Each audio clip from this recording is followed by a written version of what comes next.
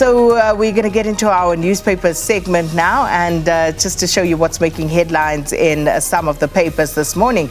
Let's start with the Business Day this morning. So on the front page today, their lead story, Summers Bins turnaround plan. And this, of course, the incoming CEO at Pick n Pay.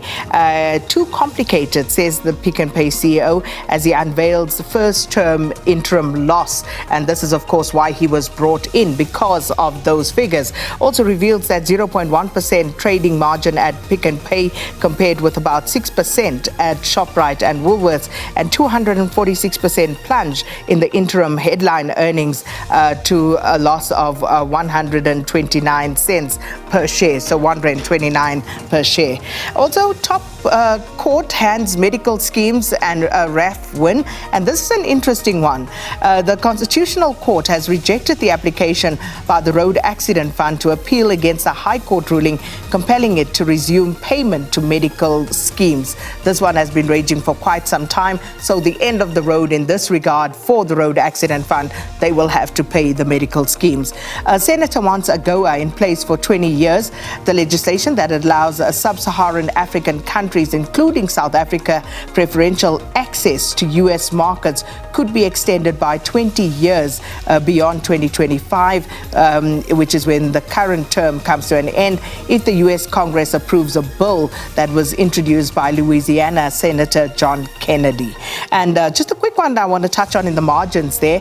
Public service disciplinary cases. There were 3,265 disciplinary cases outstanding in the first quarter of 2023-24 financial year, with the oldest dating back to 2016. This was according to Public Administration Minister Noxolo Kivit in a written reply to a parliamentary question by the DA. A total of 417 public servants were on suspension on full pay, and of those, 42 were senior in senior positions. So those are some of the stories on the front page of today's Business Day. Let's move on to the next one, which is the Star. The Star this morning going with NASFA's probe findings vindicating students.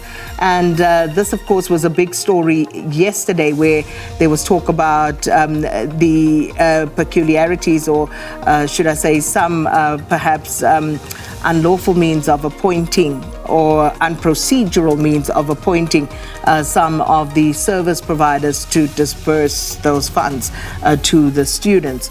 Also, daily snacks, that story about what's been happening to children, daily snacks incident spurring the ANC's Spaza action plan. So this, of course, in light of what has been happening, children consuming some foods from Spaza shops, and of course, unfortunately, some of them losing their lives. I must hasten to add that we haven't yet had final confirmation that the children had died as a direct result of what they had consumed. We're still awaiting that. But of course, that particular story gaining quite a bit of traction, especially within townships, and the ANC speaking to that particular matter. And you'll hear a lot more of these, I suspect, going into next year's general election. The final paper we have for you this morning is the Sowetan, believe. So moving on to Sowetan, blue light blesser back at work. So Ekurhuleni Metro cop, who's been accused of lending blue light sirens to high-flying friends, has mysteriously returned from suspension, and the charges vanished. And also, the Sowetan goes on to say that despite evidence by its probe, the municipality says that it needs further investigation into Julius Mkwanazi's dealings. And then also on that front page, Bucks teen ready for EPL. Coach Ribeiro says Mofokeng has the quality to do well in that league. And of course, the details on that will be on the back page of the Sowetan. And the picture, meet Miss Soweto finalist, a mirror, mirror on the wall. and you know how the rest of that goes. So those are your newspaper headlines for this morning. And please remember, you can read more on some of these stories and also watch live interviews as well as listen to podcasts on the SABC website, SABC News website. SABCnews.com is where you will find that.